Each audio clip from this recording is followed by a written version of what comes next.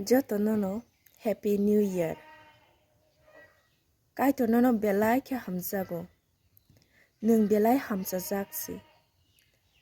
Nung le tiarda. O bishobo. Tongthogui. Kaitorni Hamari no yachakna ni bagui. Ang le belai ke tongthokjak. O bishobo. Thanai bisini hai. Kaitorni Hamari no yachagui tana ni bagui. Hambai rubaya kaitorno. Tini o shal athukiri. O jora kaham rok no manui tongo. O taklai bisini. O year no manui tongo. Obo Kaitorni Hamari. Mokol bai naishigui khunju bai khanawui bukhuk bai kok sawui. Manmani obo Kaitorni Hamari.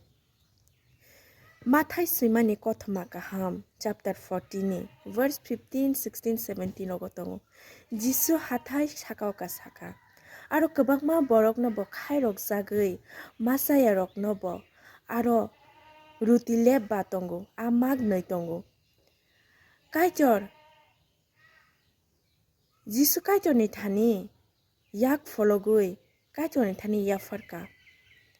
Afro ak kwbangma ongkha ruti kwbangma ongkha.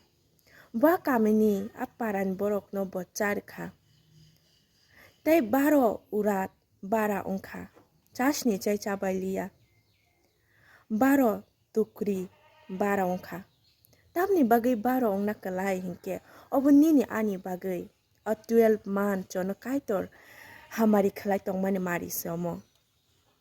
O 12 month Kaitor chini bagui arrange khalai mani mari somo. Kaitor chini bagui jamung tiar khalai mani. Kanmung tiar khalai mani. Bebag protection rumani mari somo. Amoni bagui. Khenata mono chanai nanglai hini bota wanadi. Bebag jorao kaisa kaisa second minute Kaitor nin bagi tiar khalai tongo. Kaitor nin bagi tiar khalai jak. Hallelujah. Amoni bagui jung tongthogui o taklai bisibo haino jung yachaknani Kaitorni thani hambai iwui yachaklayano. Khoroksa ti khoroksa Kaitorni mung kuchukni bagi jung chuba layano hamjak mungbai. Hallelujah.